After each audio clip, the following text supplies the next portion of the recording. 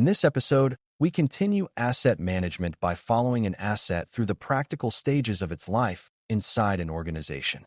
An asset does not become a security concern only after it is lost, stolen, infected, or retired. It becomes a security concern before it is even purchased because the choices made during planning and procurement shape how safely that asset can be used later.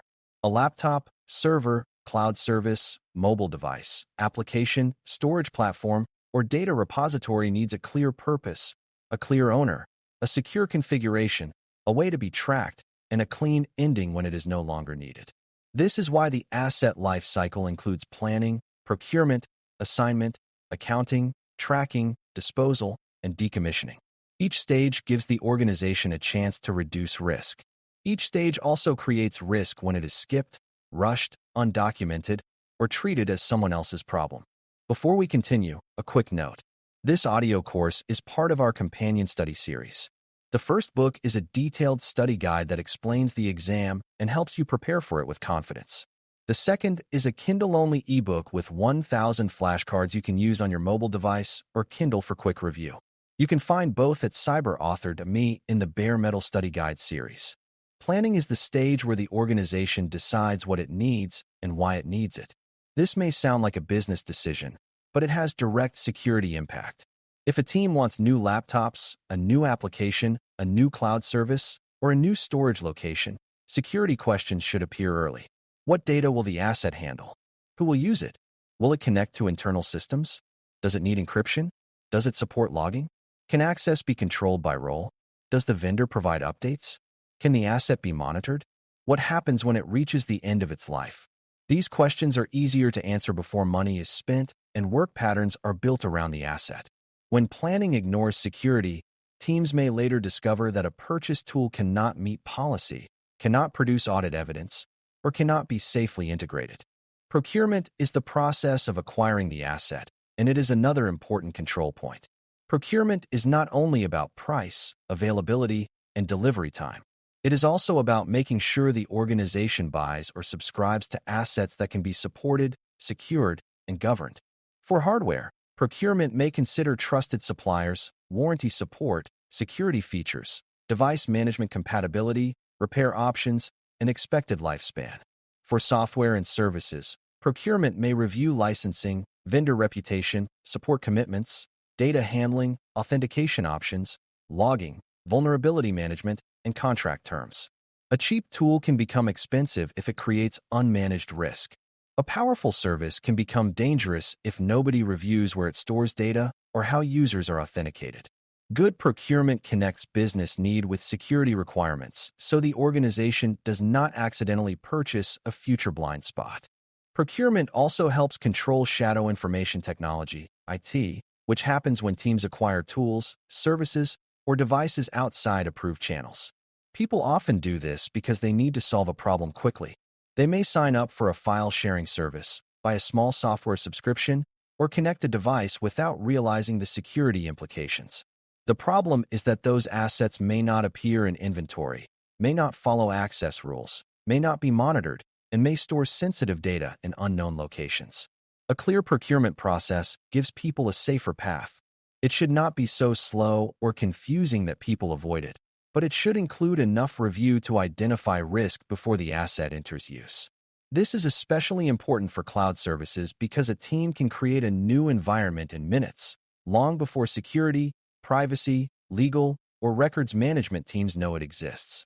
Assignment is the stage where an asset is given to a person, team, location, system owner, or business process. This stage matters because assets need accountability.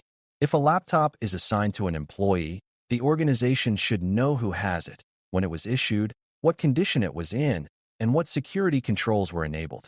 If a server is assigned to an application team, the organization should know who approves changes, who handles patching, and who responds when alerts occur. If a software license is assigned to a user, access should match that person's role and business need. Assignment helps prevent orphaned assets, where something exists but no one is clearly responsible for it.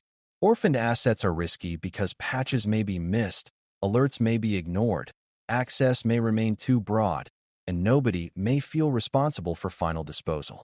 Accounting is the record-keeping side of asset management. It means the organization maintains a reliable record of what assets exist, where they are, who has them, what they cost, what condition they are in, and what stage of the life cycle they have reached. This can include purchase records, serial numbers, asset tags, license counts, ownership records, support dates, warranty information, configuration baselines, and data classification details. Accounting helps with security because it turns assets into traceable responsibilities rather than vague objects somewhere in the environment.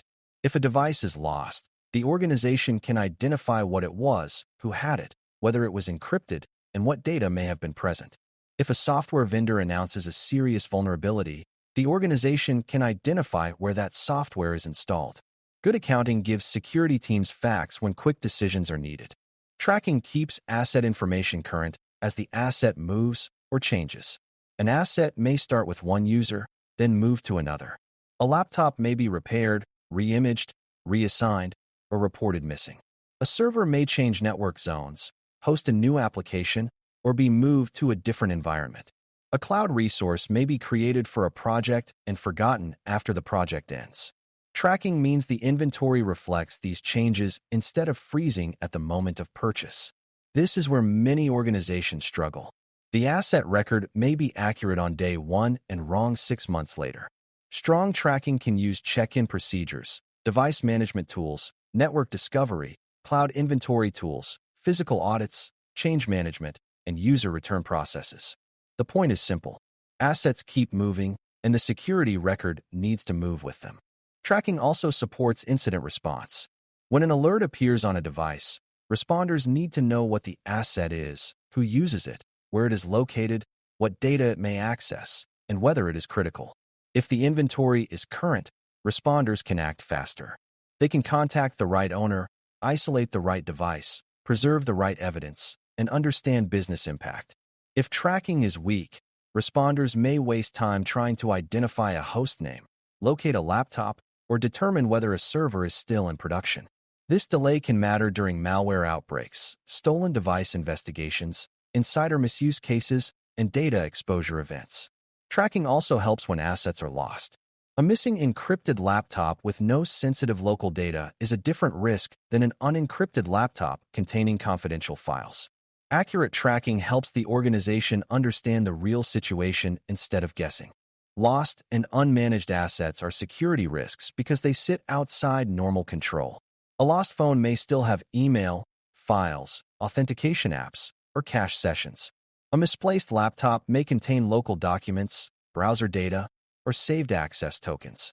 An unmanaged server may be missing patches and security monitoring. A forgotten cloud database may allow access that no one reviews.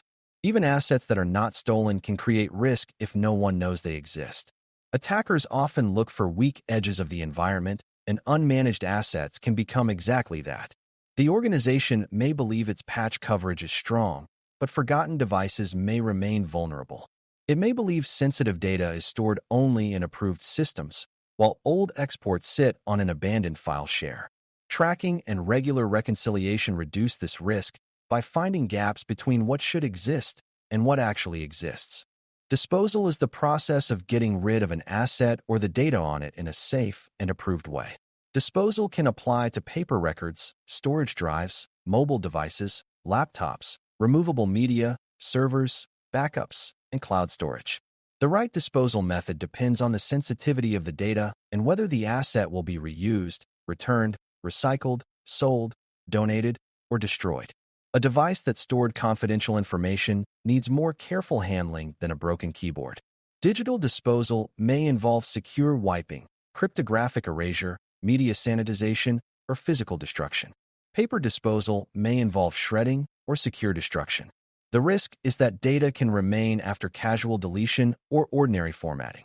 If a device leaves the organization with recoverable data still on it, the organization may have created a breach even though the asset was no longer in active use. Disposal also requires proof. In many environments, it is not enough to say that assets were thrown away or wiped. The organization may need records showing what was disposed of, when it was disposed of, who approved it, which method was used, and whether a third-party disposal vendor provided a certificate of destruction. This evidence supports audits, investigations, privacy obligations, and internal accountability. Disposal records also help update inventory so retired assets do not appear active forever. Without proof, the organization may not be able to show that sensitive data was handled properly. A missing drive, an undocumented recycling batch, or an unverified wipe can create uncomfortable questions later. Good disposal is controlled, repeatable, documented, and matched to the data sensitivity. It closes the loop between asset ownership and final risk reduction. Decommissioning is broader than disposal because it is the controlled retirement of an asset from active use. A server may be decommissioned before the physical hardware is disposed of. An application may be decommissioned before its data is archived or deleted. A cloud environment may be decommissioned by removing access, shutting down resources, preserving required records, deleting unnecessary data, revoking keys, closing accounts, and updating documentation. Decommissioning asks whether the asset is truly no longer part of the operating environment. This matters because old systems often remain partly alive. A retired application may still have a login page. A database may still accept connections. A service account may still work. A storage bucket may still be reachable. Decommissioning should remove these leftover paths. It should also confirm that data, dependencies, backups, monitoring rules, and access permissions have been handled correctly. Improper decommissioning can leave behind serious security problems. An old server may run unsupported software with known vulnerabilities. A retired application may use weak authentication that no one monitors. A former employee's assigned device may never be returned or wiped. A cloud test environment may keep running with public access because no one shut it down. A vendor account may remain active after a contract ends. These leftovers are attractive because they often lack attention. Nobody budgets time for them. Nobody watches their logs, and nobody feels ownership. Attackers do not care whether a system is important to the business. They care whether it gives them a way in. Decommissioning reduces the number of forgotten doors. It also helps control cost, simplify operations, reduce audit scope, and make the environment easier to understand. The asset lifecycle works best when each stage connects to the next. Planning defines the need and security expectations. Procurement acquires something that can meet those expectations. Assignment gives the asset an accountable owner or user. Accounting records the asset so it can be managed. Tracking keeps the record accurate as the asset changes. Disposal removes data and materials safely when they are no longer needed. Decommissioning retires systems, services, accounts, and dependencies in a controlled way. If one stage is weak, risk can carry forward. A poorly planned service may be hard to secure. A poorly procured tool may lack needed controls. A poorly assigned device may become orphaned. A poorly tracked asset may be lost without notice. A poorly disposed drive may expose data. A poorly decommissioned application may remain as an attack path. For security plus questions, pay close attention to where the asset is in its life. If the scenario describes deciding what is needed and which security requirements should be considered before purchase, think planning. If it describes buying, approving, or selecting vendors and products, think procurement. If it describes giving a device, license, system, or resource to a user, team, or owner, think assignment. If it describes maintaining records of assets, costs, ownership, serial numbers, licenses, and status, think accounting. If it describes following assets as they move, change, disappear, or appear on the network, think tracking. If it describes wiping, destroying, recycling, or safely removing data from media, think disposal.